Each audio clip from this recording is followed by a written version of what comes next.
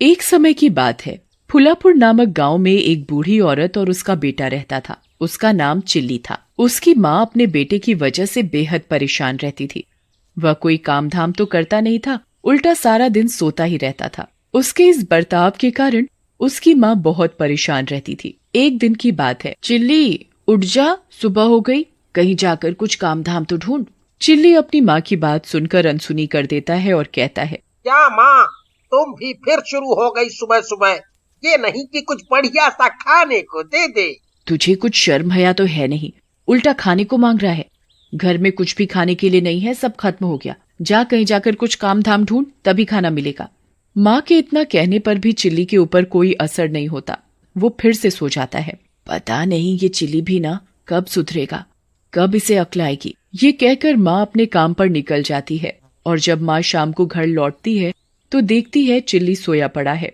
उसे सोता देख माँ आग बबूला हो जाती है और घर के कोने में पड़ा डंडा उठाकर चिल्ली को मारने लगती है। चिल्ली जोर से चिल्लाता हुआ, हाय मर गया रे, मार डाला, उई, कोई तो बचाओ। माँ मुझे क्यों मार रही हो? मैंने तो कुछ भी नहीं किया।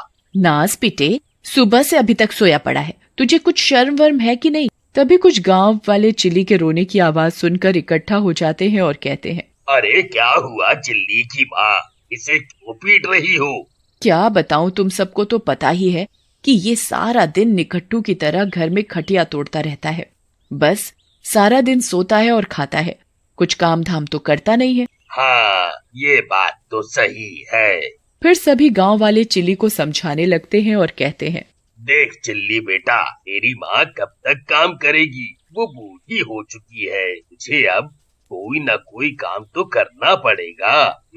गांव वालों की बात सुनकर चिल्ली मन ही मन कहता है, ये गांव वाले मेरा पीछा नहीं छोड़ेंगे, मुझे कुछ न कुछ काम तो करना पड़ेगा।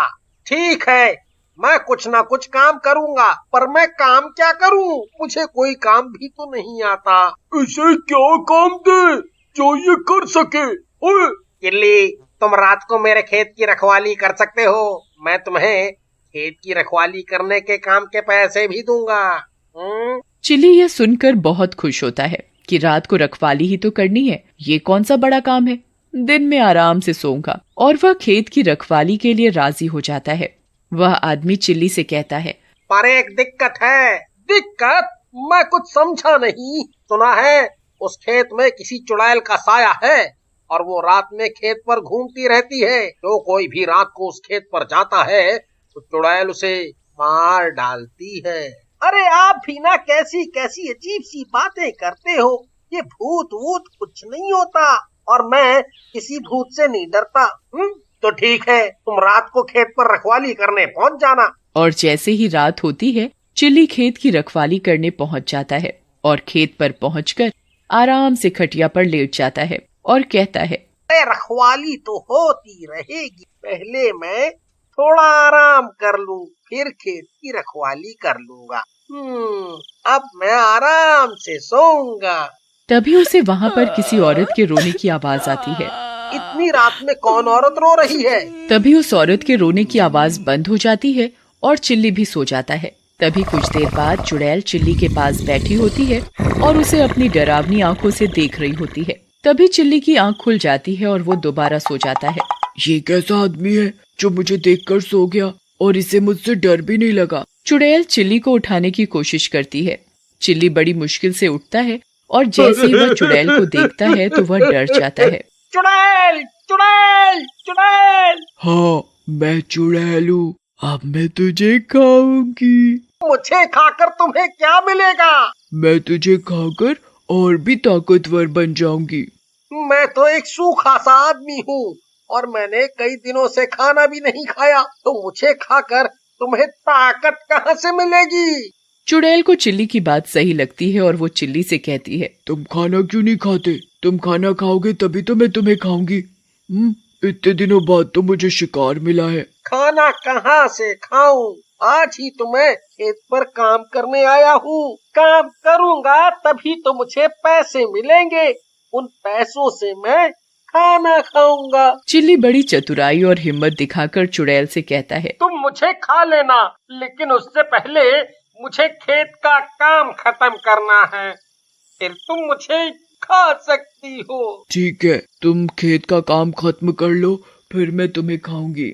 चिल्ली डरते डरते खेत में काम करने लग जाता है। साथ में उसे उस चुड़ैल से भी डर लग रहा था कि कहीं चुड़ैल उसे खा ना जाए। ऐसा करते करते सुबह हो जाती है और चुड़ैल भी चली जाती है, क्योंकि चुड़ैल रात को खेत में आती थी और सुबह होने से पहले वह चली जाती थी। ये देख चिल्ली की जान में जान आ जाती है और वो अपने घर चला जाता है। और घर पहुंचकर माँ, माँ, क्या हुआ, क्यों चिल्ला रहा है, कोई भूत देख लिया क्या? माँ, भूत नहीं, चुड़ैल देखी है, चुड़ैल। पागल वागल हो गया है क्या? अभी तो एक ही रात काम किया है, थक गया बस। माँ, मैं सही कह रहा हूँ, मैंने खेत पर चुड़ैल को देखा है, वो मुझे खाने वाली थी। बड़ी मुश्किल से मैं अपनी जान बचा कर आया हूँ। ये सब तेरे काम ना करने के बहाने, तू चाहे कितना बहाना बना ले, काम तो तुझे करना ही पड़ेगा। चिल्ली बेचारा माँ को कहता ही रह जाता है, पर माँ चिल्ली की बातों का यकीन नहीं करती और चिल्ली कहता है। चिल्ली को भूख भी लगी थी, तभी चिल्ली माँ से कहता है, माँ, बहुत जोरों की भूख लगी है, खाना ला दो। उसकी माँ चिल्ली के लिए खाना लेकर आती है। चिल्ली खाना देखकर खुश हो जाता है और वह खाना खाने लगता है। तभी उसे चुड़ैल की बात याद आ जाती है और वो खाना छोड़ देता है। चिल्ली, खाना क्यों छोड़ दिया? खाना अच्छा नहीं बना क्या? नहीं माँ, ऐसी बात नहीं है, खाना तो अच्छा बना है, पर मन नहीं है। और फिर चिल्ली बिना खाना खाए भूखा ही रह जाता है। वह पूरी रात का जगा हुआ था तो उसे नींद भी आ जाती है। और फिर रात को चिल्ली की माँ चिल्ली को जगाती है और कहती है, चिल्ली, तू सोता ही रहेगा या खेत पर काम करने भी जाएगा? माँ, आज मैं खेत पर काम करने नहीं जाऊंगा, खेत पर चुड़ैल है, चुड़ैल।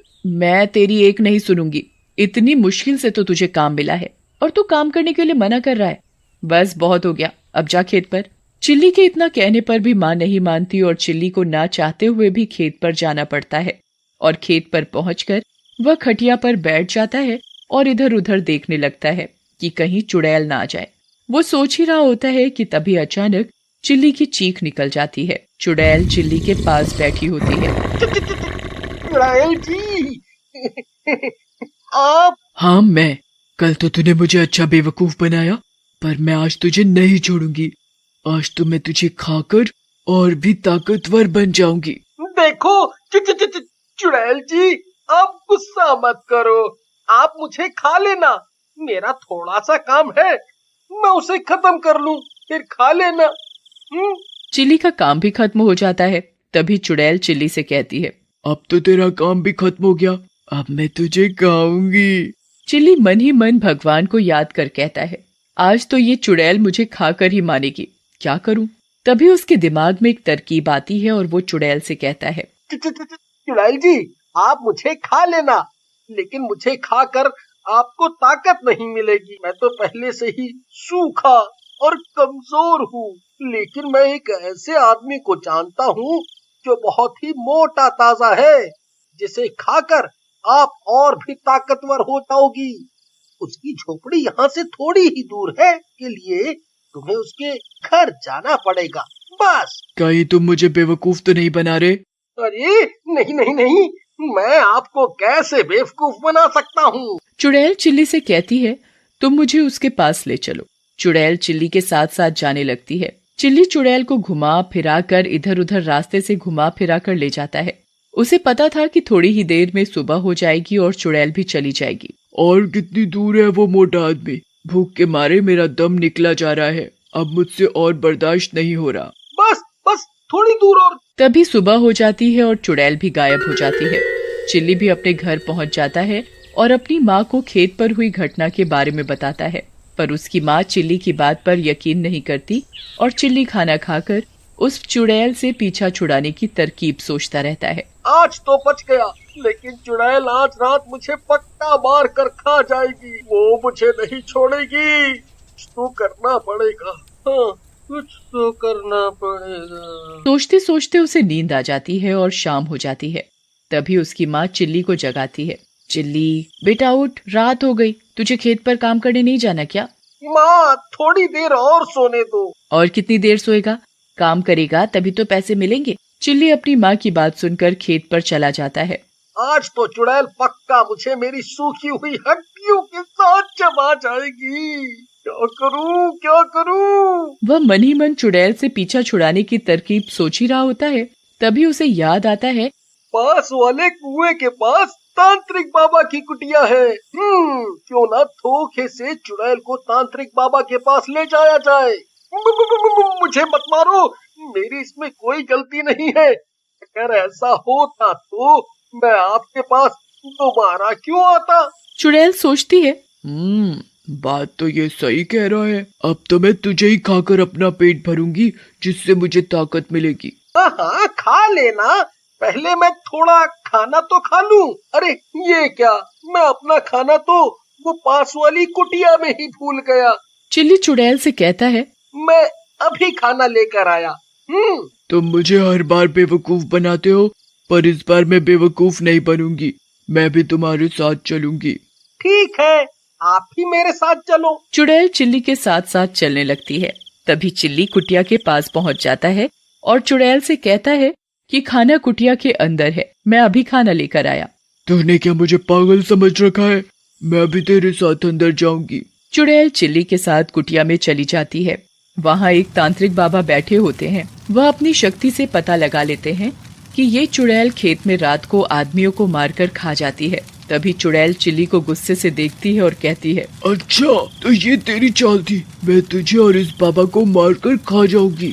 तभी तांत्रिक बाबा अपने हाथ में मंत्र पढ़ा हुआ गंगा जल लेकर चुड़ैल के ऊपर छिड़क देते हैं। मुझे मत मारो, मेरा शरीर जल रहा है, मैं मर रही हूँ, मुझे छोड़ दो, मुझे मत मारो।